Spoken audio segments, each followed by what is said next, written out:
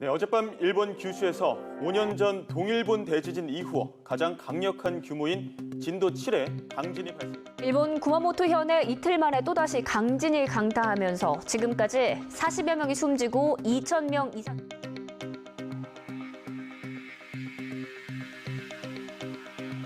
지난 4월 일본 구마모토 현에서 규모 6.5와 7.3의 지진이 두 차례 발생했습니다. 그리고 며칠 뒤 에콰도르에서도 규모 7.8의 강진을 시작으로 세 차례의 지진이 발생했는데요. 연이은 지진의 세계는 물론 우리나라에서도 지진에 대한 공포가 커져가고 있습니다. 일본에서 지진이 많이 났다고 들어서 우리나라도 안전지대는 아니잖아요. 그래서 살짝 불안해요. 주변국에서 자꾸 지진이 일어나니까 불안하기도 하고. 불안한데 우리나라도 좀 대책이 필요해야 될 것 같아요.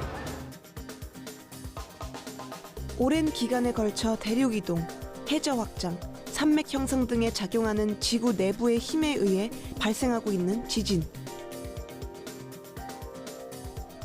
거대한 자연 현상을 인간의 힘으로 막을 수는 없지만 그 피해를 최소화하기 위한 노력은 계속해 왔는데요. 흔들리는 지구에서 과연 우리는 안전할 수 있을까요?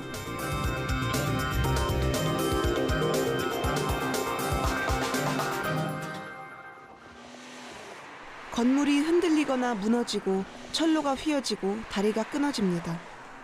큰 불이 나기도 하며 해안가에선 집채만한 파도가 일어나 육지를 덮치기도 합니다. 모두 지진에 의해 일어나는 현상인데요. 정확히 예측할 수 없는 데다 규모에 따라 엄청난 피해가 발생하기 때문에 인간에게 큰 위협이 되는 지진. 지구를 흔드는 지진은 왜 발생하는 걸까요? 지진은 발생 원인에 따라 지표나 지하의 단층 운동에 의해 발생하는 단층 지진, 마그마가 움직이거나 가스가 분출될 때 지각이 움직여 발생하는 화산 지진, 땅 속에 큰 공간이 무너질 때 생기는 함락 지진, 핵폭탄 실험 등의 인공적인 폭발물에 의해 생기는 인공 지진으로 나눌 수 있는데요. 그중 우리가 흔히 알고 있는 대표적인 지진이 단층 지진입니다. 단층 지진의 발생 원인에 대해서는 여러 가지 학설이 있지만 크게 두 가지를 꼽을 수 있습니다.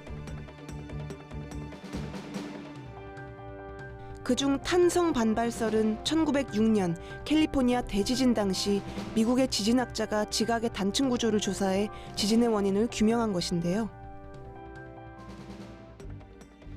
스티로폼의 양끝을 잡고 힘을 가하면 처음에는 휘어집니다. 하지만 계속해서 힘을 가하면 어떻게 될까요? 결국은 부러지고 마는데요. 이때 손끝으로 미세한 진동이 전달됩니다. 마찬가지로 지층도 힘을 받으면 휘어지며 모습이 바뀌다가 더 버틸 수 없을 만큼 힘이 축적되면 지층이 끊어져 단층이 되고 땅이 흔들리는 지진이 발생하게 되는 것입니다. 이때 지진 발생의 원인이 되는 에너지가 발생된 점을 진원, 진원에서 수직으로 연결된 지표면을 진앙이라고 하는데요. 진앙은 진원에서 가장 가까운 지표로 지진 발생 시 가장 큰 피해를 입습니다. 진원지에서 지진이 발생하면 그 점을 중심으로 탄성 에너지가 파동 에너지로 바뀌어 전달되는데 이를 지진파라고 합니다. 지진파는 크게 진원에서 시작돼 지각 내부를 통해 전달되는 실체파와 지각의 표면을 따라 전달되는 표면파로 나누는데요. 실체파는 다시 P파와 S파로 나누어집니다. P파는 속도가 빨라 지진이 일어났을 때 가장 먼저 지진계로 측정되며 진폭이 작아 비교적 피해가 적습니다.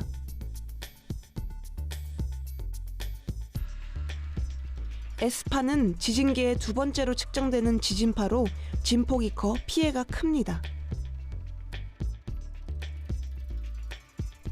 표면파 역시 러브파와 레일리파 두 가지로 나누어지는데요. L파라고도 불리는 러브파는 지진파들 중 가장 파괴력이 강하며 R파라고 불리는 레일리파는 해양의 너울처럼 땅을 출렁거리게 합니다. 지진의 발생 원인을 설명하는 또 다른 이론으로 땅을 휘거나 끊어지게 하는 힘이 어디서 나오느냐를 밝힌 판 구조론이 있습니다. 판 구조론은 지구의 표면이 두께 50에서 200km의 여러 개의 판으로 쪼개져 덮여 있고 이들이 지구 내부의 대류 현상에 의해 움직인다는 이론인데요. 이들 판이 같은 속도와 같은 방향으로 움직이지 않고 서로 맞물린 상태에서 다른 방향으로 제각각 움직이면서 지진이 발생한다는 것입니다. 지진은 땅속의 응력이라고 하는 것이 차례대로 쌓이다가 이것이 땅이 견딜 수 있는 임계치를 넘어서게 될 때 땅이 부서지는 현상을 곧 지진이라고 합니다. 그래서 지진이 발생하는 곳은 바로 단층이 발달하는 곳이고 단층이 있는 곳에서 지진이 발생하게 됩니다. 강체의 성질을 가진 판들은 그 밑에 연약권 위에서 움직이는데요. 주로 판과 판이 서로 경계를 맞대고 있는 수렴 경계, 보존 경계, 발산 경계 지역에서 서로 멀어지거나 부딪히며 이동할 때 마찰에 의해 지진을 포함한 여러 지질 활동이 일어나게 되는 것입니다. 장기적으로 볼 때 지구상에서 지진이 발생하지 않는 지역은 없습니다. 하지만 모든 지역에서 고르게 발생하기보다 특정 지역에서 자주 일어나는데요. 지진이 자주 발생하는 지역을 연결하면 띠 모양이 되는데 이를 지진대라고 부릅니다. 특히 아메리카 서부의 산과 알래스카, 일본, 필리핀을 지나 뉴질랜드까지 태평양을 빙 둘러 나타내는 지진대를 한자의 고리 환을 써서 환태평양 지진대, 화산 활동이 활발하다고 해서 불의 고리라 부르기도 하는데요. 전 세계 지진의 90%가 발생하는 이곳 환태평양 지진대에 위치한 대표적인 나라가 일본입니다. 일본 열도 같은 경우에는 동쪽에 태평양판이 부딪히고 있고 또 남쪽으로는 필리핀판이 부딪히고 있습니다. 이렇게 두 판이 강력하게 부딪히다 보니까 판의 경계부에 위치하고 있는 일본 열도에는 막대한 힘이 쌓이고 있고 이 힘에 쌓인 결과로 지진이 많이 발생하고 있습니다. 지진이 많이 발생할 뿐만 아니라 그 발생하는 힘의 크기가 크기 때문에 큰 규모의 지진도 많이 발생합니다. 그렇다면 환태평양 지진대에 위치한 일본과 바로 이웃해 있는 우리나라는 어떨까요? 판 구조론에 의하면 큰 규모의 지진들은 대부분 판의 경계에서 발생하지만 그렇지 않은 경우도 있습니다. 약 7만 명이 사망한 2008년의 스촨성 지진은 판 경계부에서 멀리 떨어진 지역에서 발생했고 일본에서도 판 경계에서 비교적 멀리 떨어진 후쿠오카 지역에서 강한 지진이 발생한 사례가 있었습니다. 그렇기 때문에 유라시아 판 내부에 위치한 우리나라도 지진 안전지대는 아니라는 의견이 나옵니다. 우리나라는 판의 안쪽에 있기 때문에 판의 경계부에 있는 일본에 비해서는 힘이 쌓이는 속도가 느립니다. 힘이 쌓이는 속도가 느리기 때문에 이 힘이 쌓이는 시간이 오래 걸리고 그로 인해서 지진이 발생하는 빈도수는 낮은 편입니다. 지진 발생 빈도가 낮다는 것이 큰 지진이 발생할 가능성이 낮다는 것을 의미하지는 않습니다. 이 지역에 작은 힘이라도 쌓이게 되면 언젠가는 그곳에서 견딜 수 없는 정도의 힘이 쌓이게 되고 곧 지진이 발생하게 되는데 그곳에서 발생 가능한 최대 지진은 과거에 어떤 정도의 지진이 발생했는지 확인해 보면 알기 쉽습니다. 우리나라 같은 경우에는 조선왕조실록 등에 규모 7에 육박한 지진이 발생한 기록들이 남아있고 이 지진들은 향후 미래에 한반도에서 발생할 수 있는 지진들입니다. 이 지진들이 향후에 한반도에서 발생하게 된다면 그 피해는 굉장히 클 것으로 예상이 되고 일본 열도에 비해서 발생 빈도는 낮을지 모르지만 한 차례 발생하게 되면 큰 피해로 연결될 수 있습니다.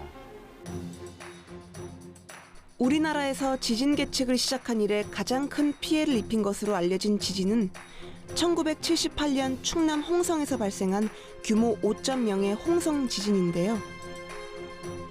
2명이 다치고 118채의 건물이 파손된 것으로 알려져 있습니다. 2007년 강원도 평창군에서 발생한 규모 4.8의 오대산 지진 역시 경미하지만 14채의 건물에서 피해가 발생한 것으로 알려져 있습니다. 한편 우리나라 지진 발생 횟수가 빠르게 늘고 있기도 한데요. 기상청에 따르면 1978년부터 2015년까지 국내의 지진 발생 횟수는 1,200여 회. 이 중 530건이 2000년대에 발생했습니다. 연평균 지진 발생 횟수의 변화를 살펴보아도 지진 발생이 잦아지고 있음을 알 수 있는데요. 1980년대에는 연평균 16회, 1990년대 26회, 2000년대 44회에 이어 2010년부터 2014년까지는 58회로 점차 늘어나고 있습니다. 이러한 지진 발생 횟수의 증가를 앞으로의 지진 발생 가능성과 어떻게 연관지을 수 있을까요? 1978년도부터 지금까지 총 규모 5.2 이상 지진이 총 6회 발생하였습니다. 이 지진들은 이제 실제적으로 6년에서 7년에 한 번꼴로 이제 발생하고 있기 때문에 앞으로도 5.0 이상의 지진은 언제든 이제 발생할 수는 있습니다. 우리나라에선 아직까지 지진으로 인한 큰 피해 사례가 없었습니다. 하지만 세계적으로 지진은 21세기 들어 가장 많은 희생자를 낸 재앙이라 할 수 있는데요. 2004년 12월 26일 인도네시아를 비롯한 인도양 14개 국가에서 지진 해일로 인해 23만여 명이 죽거나 실종됐고,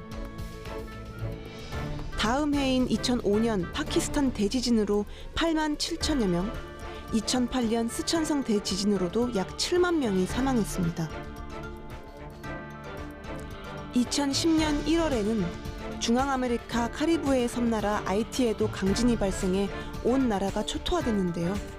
아이티 국민의 3분의 1인 300만 명이 피해를 입었고 240년 만에 발생한 최악의 지진으로 기록됐습니다. 2011년 3월, 일본 동북부 지방에서 일어난 지진은 일본 역사상 최악의 지진으로 기록되고 있는데요. 사망자 15,000여 명, 실종자도 3,000명에 가깝습니다.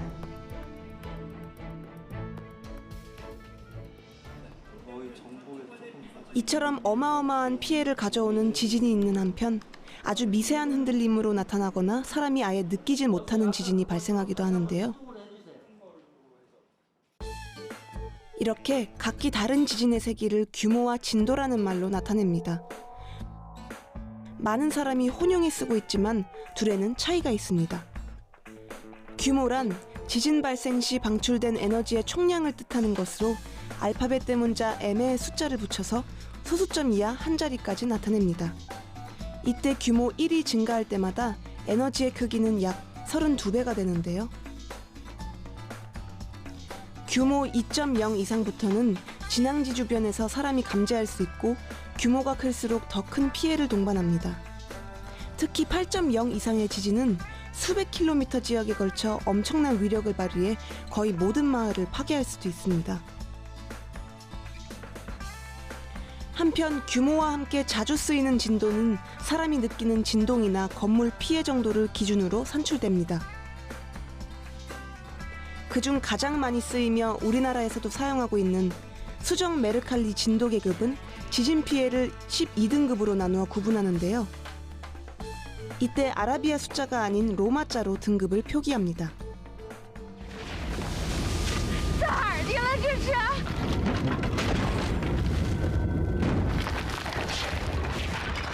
여러 나라에서 지진을 소재로 한 영화가 만들어졌습니다.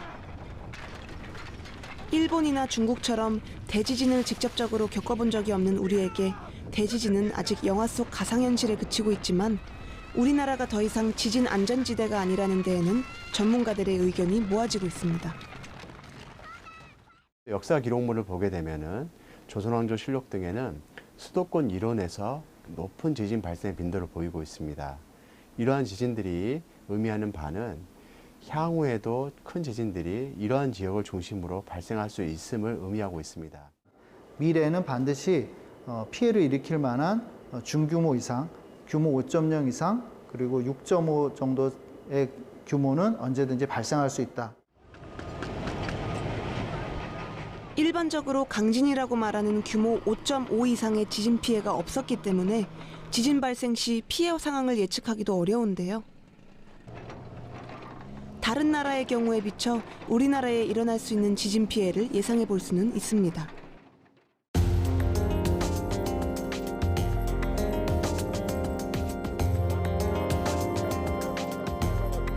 1995년 일본의 한신 아와이 대지진은 6,300여 명의 목숨을 앗아가고 2만 6천여 명의 부상자를 남기며 도심에서의 지진의 공포를 여실히 보여준 사례였는데요.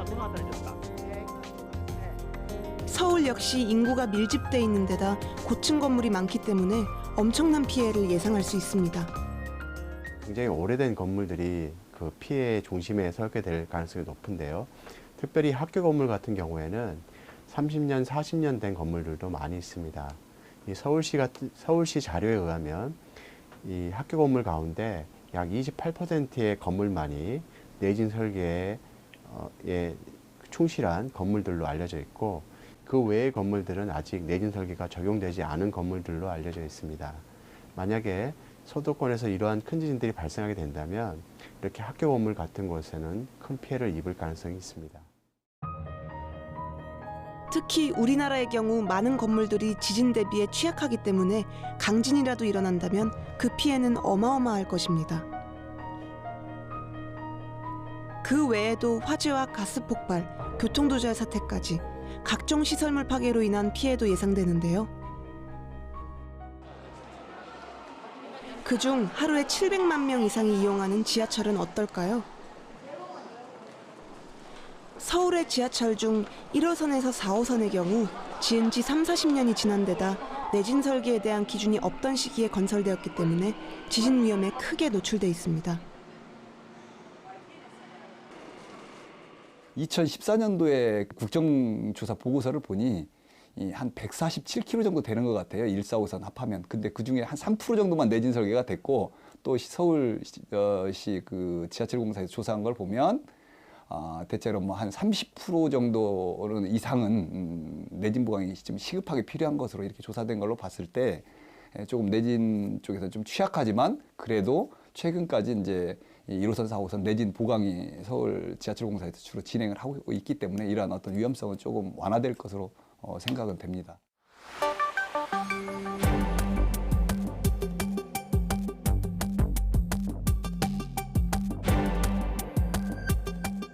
(2011년) 전 세계를 공포에 몰아넣었던 후쿠시마 원전 사고. 일본 동북부 지방을 관통한 규모 9.0의 강진과 지진의 일로 원자력 발전소가 폭발하면서 다량의 방사성 물질이 누출된 사고였는데요. 우리나라에서도 지진이 일어난다면 원자력 발전소에 미칠 영향과 그로 인한 피해를 예상해보지 않을 수 없습니다. 구마모토 지진이 이제 경상남도 쪽하고 이제 굉장히 지리적으로 가깝기 때문에 이제 큰 이제 지진동이 있었고 사람들이 많이 놀래서 신고를 하고 이런 일들이 있었는데, 그것이 우리 국민들이 사실 지진에 대한 경험이 거의 없고 굉장히 안전한 그런 상황에서 살고 있기 때문에 많이 놀래서 이제 연락들을 하신 거고요. 실제로 그게 그렇게 큰 지진동은 아니고, 이제 고리원전 같은 경우에도 1970년 초반에 이제 설계를 하면서 그때는 이제 우리나라에서는 내진 설계라는 개념 자체도 없을 때인데 원자력 발전소는 내진 설계를 했었고, 그렇기 때문에 뭐 지진에 대해서 그렇게 위험한 우려할 상황은 아니라고 생각을 합니다.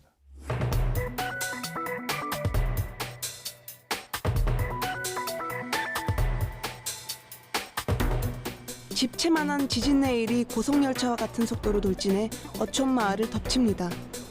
목조 건물은 산산조각이 나고 자동차들은 물살에 휩쓸립니다. 2011년 일본 동북부 해상에서 발생한 초속 100m에 이르는 지진의 일의 모습인데요. 당시 순식간에 2만여 명이 사망했던 사상 최악의 지진의 일이었습니다. 그렇다면 일본과 인접해 있고 삼면이 바다로 둘러싸인 우리나라는 어떨까요?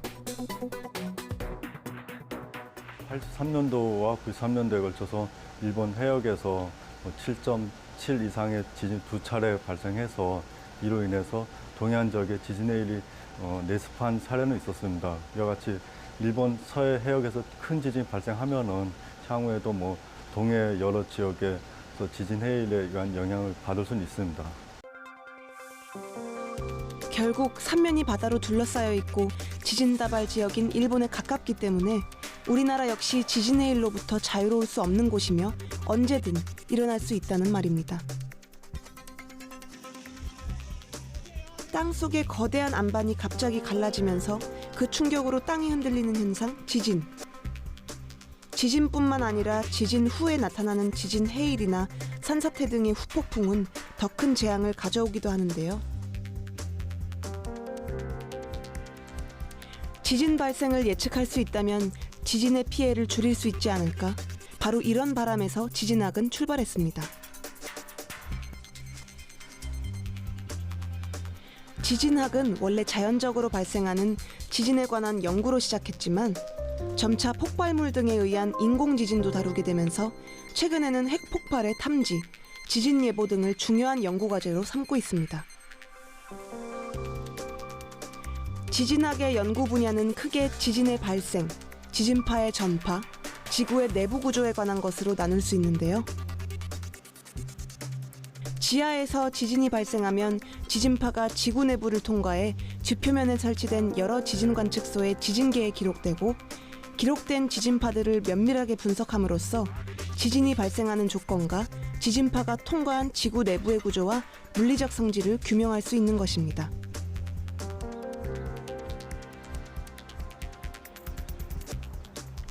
이와 같은 연구를 하는 지진 연구기관이 우리나라에도 있습니다. 바로 이곳 한국지질자원연구원 지진연구센터입니다. 특히 이곳 지진종합상황실에서는 우리나라 각 지역에서 관측되는 지진파를 한눈에 볼 수 있고, 이를 통해 지진 발생 여부를 파악할 수 있습니다. 지진파를 이용하면 지구 내부 구조를 알 수 있고, 또 그런 기술을 공학적으로 이용하면 지하에 매장된 석유가 어디 있는지를 알 수가 있습니다. 또 지진을 이용하면 어느 지역의 지각이 많이 깨어져 있는지 알 수 있고요. 지진의 특성을 이용하면 지구 내부, 또 유효한 광물이나 석유 지하 자원, 또 우리 지구 자체의 표면에 지구판의 이동, 에너지 분출 이런 것들을 알 수가 있습니다. 그렇다면 지진파는 어디서 어떻게 관측되는 것일까요? 광복 이후 우리나라의 본격적인 지진 관측은 1978년 홍성 지진 이후 기상청에서 시작됐으며 1980년대 중반부터 한국지질자원연구원에서도 연구 목적의 지진 관측을 시작하게 됐는데요. 우리 지질자원연구원은 지진 연구를 하기 시작하면서 지진 발생이 예측되는 단층들 주변에 지진 관측소를 놓기로 결정을 하였습니다. 그래서 주요 단층대와 가까운 지역 안반을 조사를 하고, 그 안반 지역의 속도를 측정하는 속도 센서, 그리고 가속도의 힘의 크기와 관련된 가속도 센서를 같이 설치를 하고, 이 자료를 실시간으로 디지털을 해서 통신망을 통해서 우리 대전에 있는 지질자원연구원으로 보냅니다. 그중 대전에 있는 관측소는 우리나라 전역의 지진을 관측하고, 지진 연구를 위해 필요한 지진 자료를 얻기 위해 광대역 센서가 설치된 광대역 관측소입니다. 이곳은 한국지질자원연구원 내에 설치된 TJN 대전 관측소입니다. 지금 좌측에 보이는 푸른 계열의 큰 센서가 속도를 측정할 수 있는 광대역 속도계 센서입니다. 그리고 작은 검은색 센서가 가속도를 측정할 수 있는 가속도 센서가 되겠습니다. 지진은 관성의 법칙을 이용해 설계된 지진계를 통해 관측하는데요. 지면의 움직임을 잘 반영할 수 있는 지지대에는 무거운 줄을, 그 추의 끝에는 펜을 달고 추를 달아놓은 지지대에는 지진을 기록할 종이를 둡니다. 펜이 달린 무거운 추는 멈추어 있고, 진동으로 흔들리는 지지대에 고정된 종이가 움직이면서 지진이 기록되는 것입니다. 이것이 역학적 방식의 지진계인데요. 현재는 전자기술의 발달과 더불어 진동에 비례하여 유도전류를 만드는 센서와 이를 디지털 값으로 바꾸어 사용할 수 있도록 해주는 기록계인 현대식 디지털 지진계로 발전했습니다. 이와 같은 지진 관측소는 한국지질자원연구원과 기상청 등 4개 기관이 전국 200여 곳에 설치해 지진을 관측하고 있는데요. 이렇게 관측된 기록들이 지진 연구를 위한 의미 있는 자료로 쓰이게 되는 것입니다.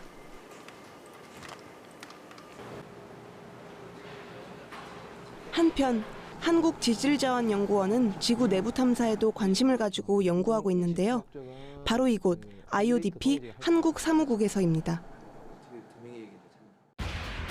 IODP 국제공동해양시추는 미국, 일본, 유럽 등 26개 해양 선진국이 참여하는 다자간 국제공동 연구사업으로 심해저 시추를 통해 기후변화, 신부 생물권 연구 등 지구환경 변화 과정과 영향 분석, 지진 때의 과학적 이해와 규명, 미래의 잠재적 에너지원 탐사 등 해양 지구과학의 전 분야를 포함하는 연구 프로젝트입니다.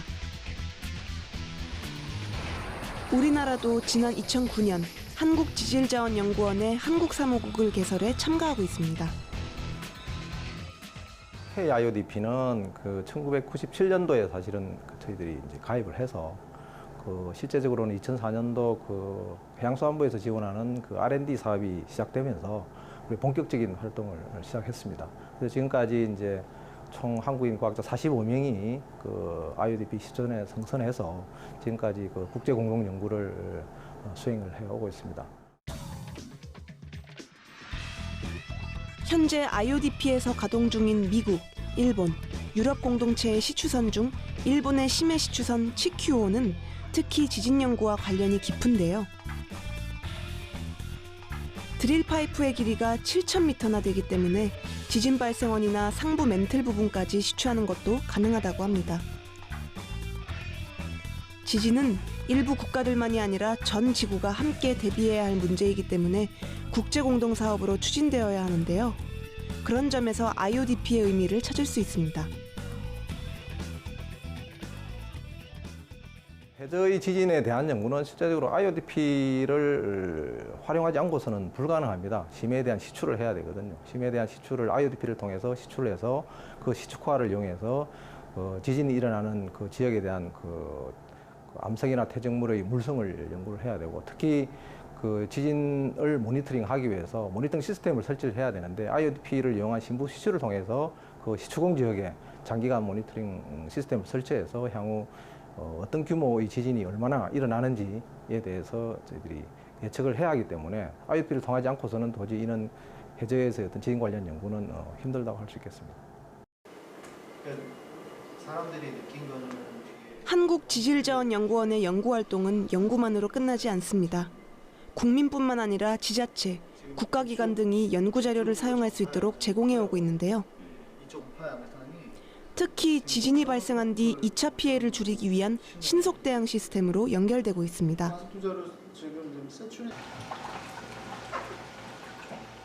이곳은 지진과 관련한 연구를 진행하고 있는 또 다른 기관, 기상청 국가지진화산센터입니다. 기상청은 지진과 지진의 일을 관측하기 위해 145곳의 국내 지진관측소를 운영하고 있는데요. 각 지진 연구기관의 지진 자료가 국가통합관측망을 통해 실시간으로 공유됩니다. 특히 국가지진화산센터에서는 이 정보들을 바탕으로 지진 발생 여부를 감시하고 진앙의 위치, 규모 등을 분석하는데요. 관측소에서 하루 동안 만들어지는 1TB 이상의 정보 중 고도의 컴퓨터 알고리즘을 통해 지진 신호만을 골라내 분석하고 이를 지진 조기 경보 시스템에 활용합니다. 지진 조기 경보는 P파와 S파 두 지진파가 시간차를 두고 발생하는 원리를 이용하는데요. 먼저 도착하는 P파의 도착 시간과 진폭 정보를 활용해 뒤따르는 S파의 위치와 규모를 계산하고 이를 알리게 되는 것입니다. 기상청은 2015년부터 지진 조기경보 서비스를 시행하기 시작했습니다. 그래서 현재는 규모 5.0 이상의 큰 규모 지진 발생 시에 50초 이내에 조기경보 서비스를 시행하는 것을 하고 있으며 향후 2020년도에는 약 10초 이내에 조기경보 서비스하는 것을 목표로 해서 추진하고 있습니다. 이와 같이 조기경보 서비스 시간을 단축시킴으로써 대피하는 시간을 확보하여서 그만큼 인명피해를 최소화할 수 있습니다. 현대의 기술로는 지진을 정확하게 예측하기 어렵기 때문에 각 나라에서도 예측이나 예보보다 지진 발생 시 경보 시스템에 대한 연구가 활발하게 진행되고 있는데요. 그 결과 현재 이 분야에서 세계 최고 수준의 기술력을 갖고 있는 일본의 경우 경보 소요 시간은 5에서 10초, 대만과 미국은 20에서 30초에 이르고 있습니다. 또한 경보까지 소요되는 시간만큼 피해 위치와 세기에 대한 예측의 신뢰도도 중요한데요.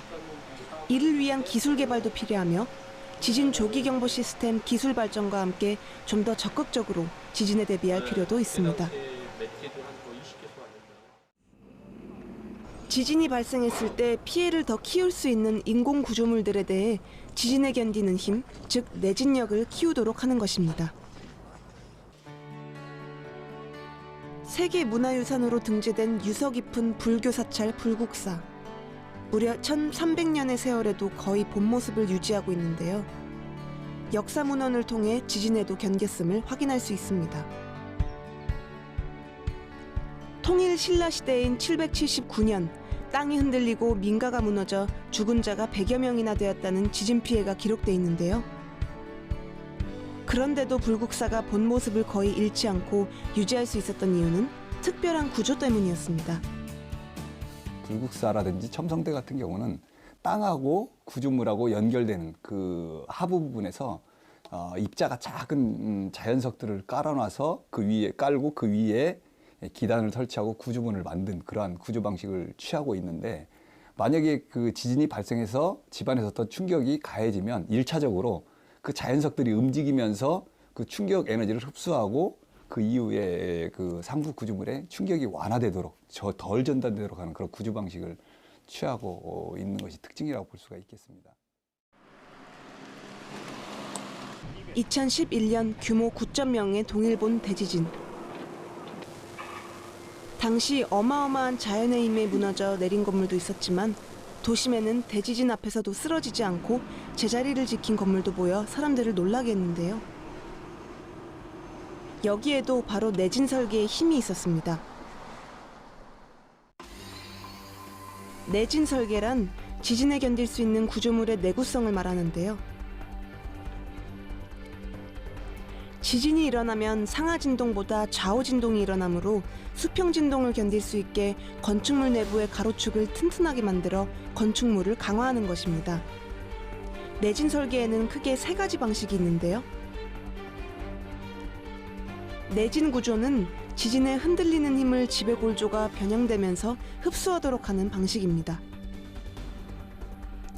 재진 구조는 내진 구조를 기본으로 건물 골조의 요소에 설치한 점 탄성체가 지진에 흔들리는 힘을 흡수하는 방식으로 주로 단독주택에 이용합니다.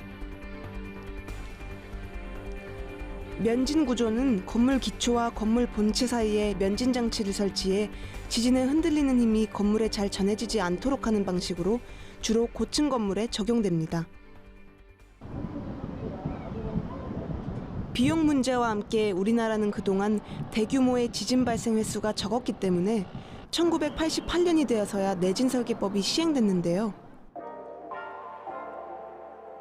현재의 내진 설계법에 따르면 3층이나 높이 13m 이상의 건축물과 연 면적 500제곱미터 이상인 건축물에 규모 6.0에서 7.0의 지진에 대응할 수 있는 내진 설계를 해야 합니다.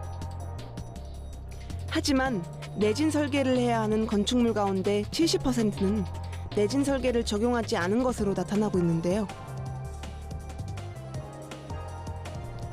공공시설물의 내진 설계율은 다목적댐 100%, 원전시설 98.4%로 반영 비율이 높지만 지진으로 파괴되면 2차 오염이 예상되는 송유관은 내진 설계가 전무합니다. 건축물의 용도별, 지역별로 내진 설계율을 살펴보면 용도별로는 학교와 공공업무시설을, 지역별로는 인구 밀집 지역이 비교적 낮은 비율을 보이고 있습니다. 앞으로 정부에서는 공공시설의 내진 설계율을 2020년까지 50%로 끌어올릴 계획이지만 민간 건축물 중 내진 설계법 시행 전인 1988년 이전에 지어졌거나 지진에 취약한 소규모 벽돌식 건물에 대해서는 다른 대책이 필요합니다. 중소규모 건축물의 문제는 그 구조가 주로 조적조가 많다는 겁니다. 조적이란 게 벽돌이나 그 블럭 이런 거로 지어진 것인데 우리나라 그 노후 건축물의 약 40%가 그 조적조의 건축물입니다. 이 조적조 건축물은 지진과 같은 그런 횡적 그 수평 과정이 상당히 취약하기 때문에 지금 노후 빌라나 그 노후 연립 같은 것들이 그 지진이 발생했을 때 상당히 취약한 그런 건물류가 될 것 같습니다. 따라서 이러한 그 노후 건축물에 대해서는 앞으로 어떤 그 구조 보강이나 재건축 같은 그런 대책이 좀 강구될 필요가 있습니다. 우리나라에서 내진 설계가 돼 있지 않은 건축물은 대부분 저층의 주거시설이나 근린시설 등입니다. 그 중에서도 도심을 중심으로 많이 지어져 있는 다세대, 다가구 형태의 주거용 건축물은 주차 공간 확보를 위해 1층이 비어있는 필로티 형태가 많은데요. 실제 지진이 발생했을 때 이런 형태의 주거용 건축물이 큰 피해를 입을 수 있습니다. 도시에 채워지는 다세대 다가구 건물들은요, 그 1층 공간을 주차 공간으로 확보하기 위해서 좀 비워두는 그런 형태가 많습니다. 그래서 이런 형태의 건물을 필로티 구조라고 하는데, 이 필로티 구조는 1층이 다른 층에 비해서 좀 약한 그런 구조로 되어 있어요. 그래서 지진이 발생하면은 이 1층에 피해가 집중이 돼서 붕괴에 도달하는 그런 위험한 구조가 필로티 구조라 할 수 있습니다. 바로 이런 건물의 내진 기능을 보강하는 신기술이 개발돼 실제 건물에 적용되고 있는데요. 증폭형 재진 장치를 이용한 내진 보강 기술입니다.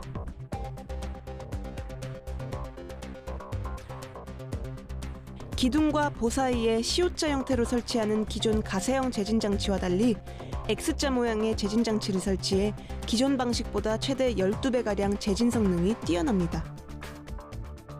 재진 장치라 하면 진동을 제어 흡수하는 그런 장치를 말하는데요. 건물에 지진이 발생할 때 그 여파로 건물에 진동이 발생하면은 이 진동에 의한 영향을 에너지를 흡수, 제어할 수 있는 그런 장치가 재진 장치가 되겠습니다. 이런 장치의 효율성은 그 발생하는 그 장치의 변이에 직접 영향을 미치게 되는데요. 그런 변이를 증폭해서 재진 장치가 흡수, 충격을 완화할 수 있어서 더 유효한 장치가 되겠습니다. 최근 지진이 잇따르면서 국내 아파트의 내진 설계에 대해서도 관심이 커지고 있습니다. 15층 이상 아파트와 오피스텔은 내진 1등급 설계를 적용해야 한다는 건축법에 따라 국내 모든 건설사들은 아파트 내진 설계를 적용하고 있는데요. 이와 관련해 일부 건설사들은 재진 설계 공법을 개발해 지진 취약 지역에 적용하고 있습니다. 인방에 진동을 흡수하는 재진 장치 댐퍼를 시공해 지진 발생 시 건물 손상을 방지하는 인방형 재진 시스템도 그중 하나입니다. 지진이 발생했을 때 건물 같은 경우는 손상을 받을 수밖에 없습니다. 그래서 건물 전체적으로 받는 피해를 특정 부분에 대해서 몰아서 피해를 최소화함으로써 나중에 보수하는 부분에 대해서도 손쉽게 교체가 가능한 아파트에 적용할 수 있는 특성화된 기술입니다. 인방형 재진 시스템을 적용한 아파트와 그렇지 않은 아파트를 컴퓨터 해석 프로그램으로 분석하고 비교한 결과 두 건축물의 흔들림에 차이가 있음을 볼 수 있습니다. 한편 아파트를 짓기 전 실제 지진 데이터를 기반으로 지진에 따른 시뮬레이션을 돌려 내진 설계를 하기도 하는데요. 실제 지진이 발생했을 때 건물의 거동과 건물이 어떻게 파괴되는지 예측할 수 있어 피해를 최소화할 수 있는 기술입니다. 최근에 이제 국내에서도 도입이 시작된 성능 기반 설계라는 거는 기존의 내진 설계를 한 결과물에 대해서 한번 실제 지진에 대해서 시뮬레이션을 돌려보는 과정입니다. 실제 건물이 피해가 어떤 일부분에 대해서 큰 피해를 입는 걸 방지하고 좀 더 필요한데 보강을 하고자 하기 위해서 시뮬레이션 하는 선진 기술이라고 보시면 됩니다. 이 밖에도 건축물 설계 시 주변 풍속, 지질, 건물의 중요도 등 변수를 고려해 건축물의 구조 계산을 실시하고 이를 바탕으로 건축물의 기둥이나 구조체의 크기를 결정해 시공에 적용하는 등 내진 기술 개발이 활발히 진행되고 있는데요. 이와 더불어 필요한 것이 정부 차원의 내진 관리와 정책입니다. 내진을 우리가 생각할 때 내진을 여러 가지 보강을 하려다 보면은 많은 그 비용이 들어가고 그래서 민간석을 기피하는 경향이 있고 그래서 결국은 지금의 현실적인 대책은 내진 보강하는 그 구조물에 대해서 여러 가지 세제라든지 여러 가지 그 혜택을 주는 방안이 있고 그렇지 않으면 이것을 그 과거의 양적 공급 시대에서 벗어나서 지금 질적인 형태에서 그 재건축이라든지 어떤 구조 보강을 내진 보강을 전제해서 리모델링을 장려할 수 있는 그런 그 정책적인 대안이 필요한 시점이라 이렇게 생각합니다. 한편 평소 지진 대비 훈련을 통해 실제로 지진이 발생했을 때 대처하고 대피할 수 있는 방법을 익혀두는 것도 중요합니다. 정부에서 진행하는 재난 대응 훈련에도 지진 대비 훈련이 포함돼 있습니다. 가상의 지진 발생 상황에서 각자가 처한 위치와 상황에 따라 신속하게 대피하는데요. 해안 지역에서는 지진의 일에 대한 대비 훈련과 함께 지진에 의해 유해 화학 물질이 유출됐을 때를 대비한 훈련도 진행됩니다. 때까지 대기하면 되겠습니다. 어렵지 않아요. 근데 이 방석 여러분들 안전체험관을 찾아 지진 체험을 해보는 것도 지진에 대비할 수 있는 좋은 방법입니다. 우선 지진이라는 자연재난은요, 일기예보를 통해서 미리 알 수가 없습니다. 예기치 않은 순간에 발생하는 자연재난이기 때문에 평소 꾸준한 훈련을 통해서 대처 방법을 습득하시는 것이 좋습니다. 최근 우리나라도 더 이상 지진 안전지대가 아니라는 전문가들 의견이 나오면서 지진체험관을 찾는 학생들이 많습니다. 가상이지만 규모 7.0의 지진이 발생한 상황에서는 건물 전체가 흔들리는 것을 느낄 수 있고 진동으로 건물 안의 물건들이 흔들리고 떨어지기도 하는데요. 처음 느껴보는 지진에 당황한 학생들은 지진의 공포를 어떻게 느꼈을까요?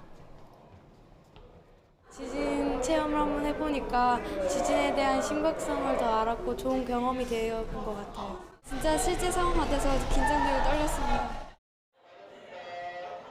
한 번도 경험하지 못한 지진은 막연한 공포일 수밖에 없는데요. 그렇다면 실제 지진이 발생했을 때 우리는 어떻게 대처해야 될까요?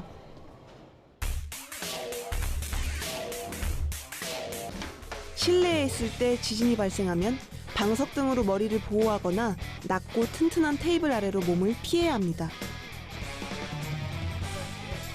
사용 중이던 난로나 가스레인지에 불을 끌 때는 흔들림에 주전자 등이 떨어질 수 있으므로 큰 흔들림이 멈췄을 때를 살펴서 끄도록 합니다.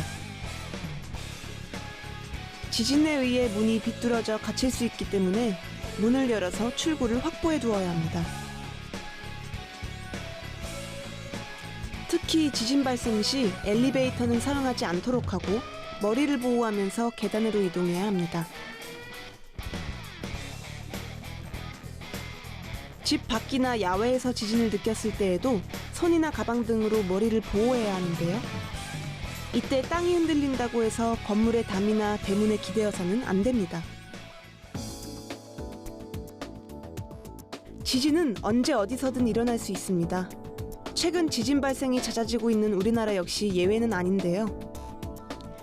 두려움과 공포의 자연재앙, 지진. 하지만 사전 대비에 따라 피해 정도는 엄청나게 달라질 수 있습니다. 그렇기 때문에 지진에 대한 연구활동, 구조물의 안전과 내진 설계에 대한 연구와 투자가 필요한 것인데요. 더불어 막연한 공포를 키우기보다 지진에 대해 바로 알고 대비하는 적극적인 자세도 필요합니다.